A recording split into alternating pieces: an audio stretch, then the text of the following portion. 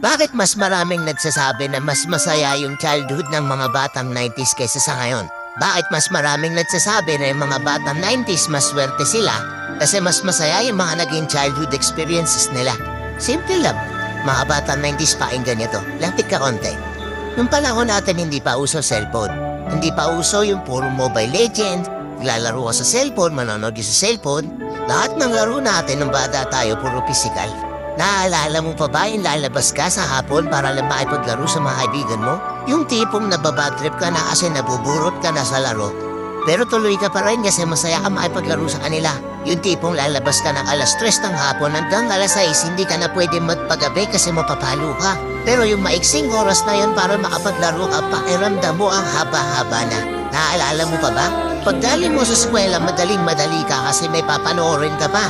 Oo. Kasi yung mga palabas sa TV noon, puro pambata pa.